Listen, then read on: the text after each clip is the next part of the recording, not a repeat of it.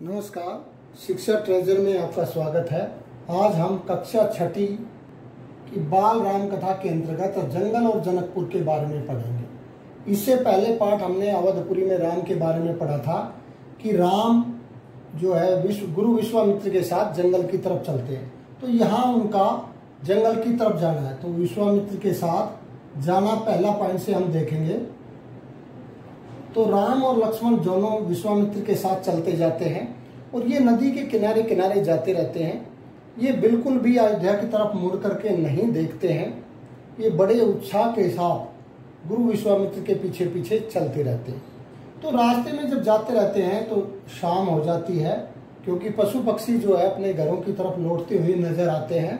और जब जानवर आते हैं तो चारों तरफ आसमान में शाम के समय धूल छा जाती है। तो ये भी नदी के किनारे ठहरने के लिए अपनी व्यवस्था करते हैं। लेकिन जैसे ही ये रुकते हैं तो गुरुवर इनको एक शिक्षा देते हैं। वो शिक्षा है बला अति बला विद्या है। बला होती है समस्या, अति बला उससे ज्यादा बड़ी समस्या। तो इस विद्या के द्वारा क्या है कि कोई भी व्यक्ति जो है इनके ऊपर, चाहे ये सोए हुए हो तब भी कोई आक्रमण, इनको कोई हानि नहीं पहुंचा सकता है। तो ये बलाति बला विद्या जो है गुरु विश्वामित्र जी इनको देते हैं। इसके बाद अगली सुबह फिर ये उठ करके आगे चलते हैं और ये अब भी नदी के किनारे साथ साथ चलते जाते हैं। आगे ये संगम आता है, संगम गंगा। ये सरयू नदी के साथ साथ जाते रहते हैं। तो ये सरयू और गंगा का संगम है।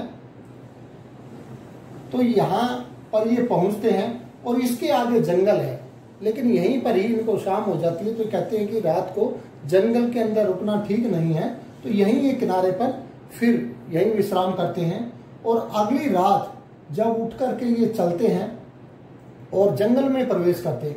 ये जो जंगल है, ये जंगल ताड़का वन के नाम से प्रसिद्ध है।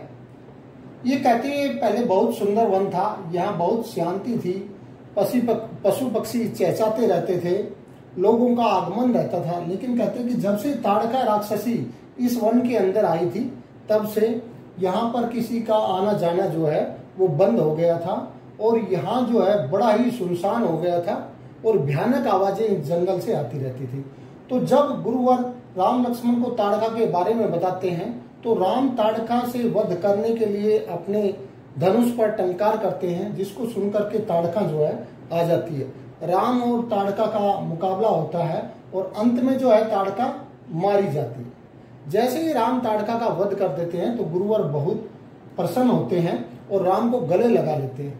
उसके बाद राम को बहुत सारे अस्त्र शस्त्रों का ज्ञान देते हैं और ये उसी रात फिर ताड़का वन में बिताते हैं, क्योंकि अब ताड़का वन जो है वो बहुत चहचहाता हुआ, पक्षियों की आवाज आने लग जाती है और एक उल्लास से भर जाता है। तो ये उसी रात वहीं ताड़का वन में बिताते हैं और अगली सुबह जब ये अपने आश्रम की तरफ चलते हैं तो जैसे ही ये आश्रम में पहुंचते हैं तो आश्रमवासी इनको देख करके बहुत खुश होते हैं।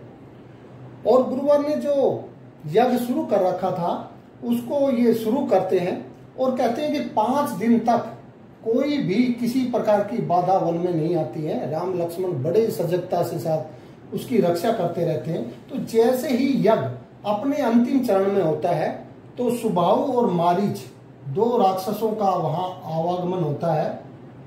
ये सुबाहु और मारीच ये दोनों ताड़का के पुत्र रहते हैं।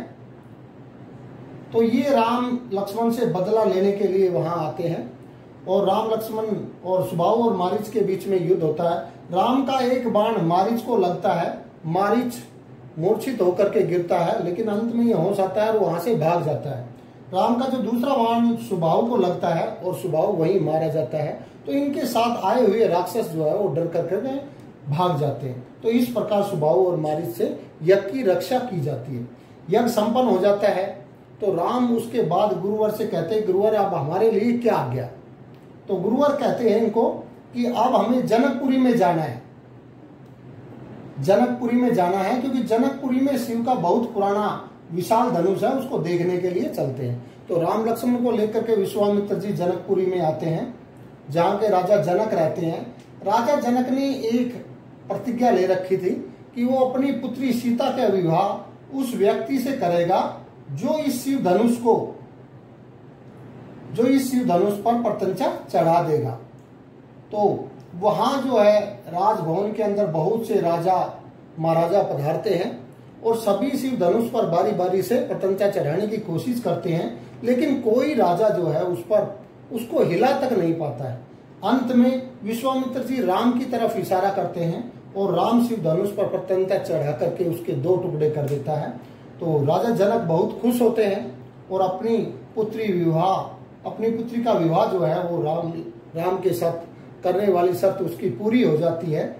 तो कहते हैं कि गुरुवर, अब शादी का जो प्रस्ताव है तो अयोध्या नगरी में भेजा जाए ताकि वहां से जो है राजा बारात लेके आए। तो वो प्रस्ताव भेजा जाता है। राजा दशरथ जो है वो बारात लेकर के जनकपुरी पहुंचते हैं। तो राजा जनक राजा दशरथ से कहते हैं कि आपके बड़े पुत्र राम ने सीता के विवाह की शर्त को पूरा कर दिया, लेकिन मेरी इच्छा है कि मेरी एक पुत्री और है उर्मिला, तो उसकी शादी आपके पुत्र लक्ष्मण के साथ कर दी जाए। और मेरा भाई कुशध्वज है, उसकी भी 2 पुत्री है, मांडवी और श्रुतकीर्ति है 2 पुत्री। तो उनका भी विवाह आपके 2 पुत्र भरत और शत्रुघ्न के साथ कर दिया जाए। तो मांडवी का भरत के साथ और श्रुतकीर्ति का शत्रुघ्न के साथ। तो ये राजा जनक प्रस्ताव रखते हैं और राजा दशरथ जो है इस प्रस्ताव को स्वीकार करते हैं।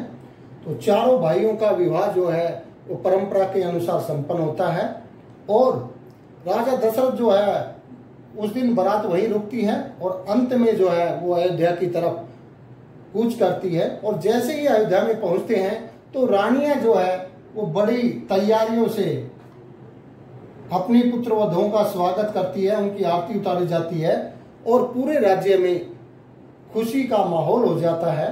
तो ये पाठ में ये बातें थी कि कैसे जंगल में प्रवेश होता है, जंगल जो ताड़का वन था उसमें ताड़का का कैसे वध किया जाता है, उसके बाद किस तरह से शिव का धनुष जो है वो तोड़ा जाता है, यज्ञ संपन्न कराया जाता है।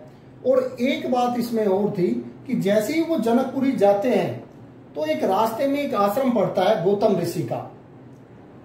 कहते हैं गौतम ऋषि ने अपनी पत्नी अहिल्या को एक श्राप दिया था। श्राप क्या था कि वो पत्थर की मूर्ति बन जाती है, लेकिन उनके श्राप का निवारण राम का उस मूर्ति को उसको छूना था। तो जैसे ही राम गौतम ऋषि के आश्रम में जाते हैं और उस मूर्ति को छूते हैं तो अहिल्या जो है उस श्राप से मुक्त हो जाती है। तो ये प्रमुख बातें इस पाठ में आई है। अब इस पाठ के हम प्रश्न उत्तर करेंगे जो हम आगे देखेंगे।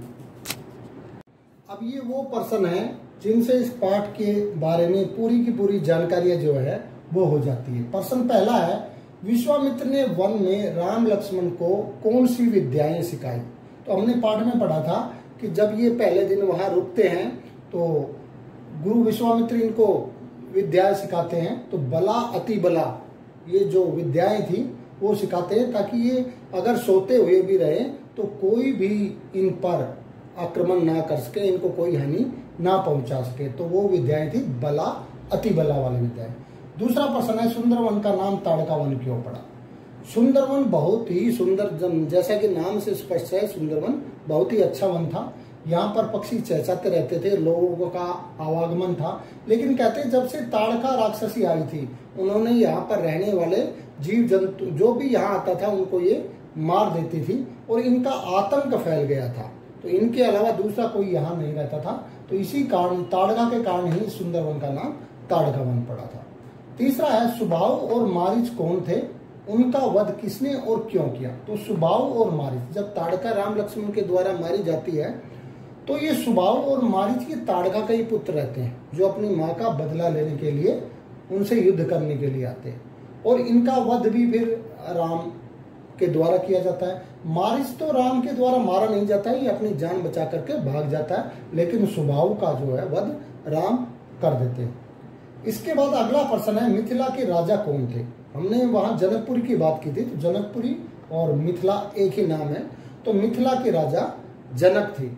उनकी एक क्या प्रतिज्ञा थी या उन्होंने क्या प्रतिज्ञा ली थी। तो उन्होंने ये प्रतिज्ञा ली थी कि उनके वहां एक प्राचीन शिव धनुष था, बहुत ही विशाल शिव धनुष था। तो उनकी ये इच्छा थी कि जो भी उस शिव धनुष को तोड़ेगा उनके साथ अपनी पुत्री सीता का विवाह करेगा। तो यही उनकी प्रतिज्ञा थी। अब अगला प्रश्न है 5वां, राजा दशरथ के चारों पुत्रों का विवाह किनके साथ हुआ था। हमने वहां भी पढ़ा था कि राम तो शिव धनुष को तोड़ देते हैं तो सीता का विवाह राम के साथ होता है।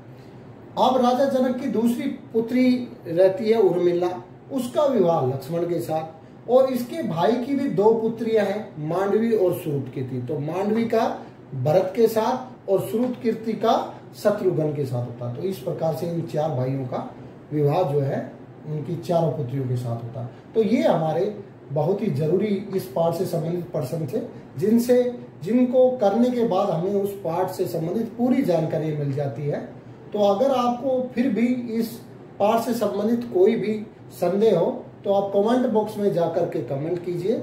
और अगर आपको वीडियो ये पसंद आए तो इसे लाइक करें और चैनल को सब्सक्राइब करना ना भूलें। धन्यवाद।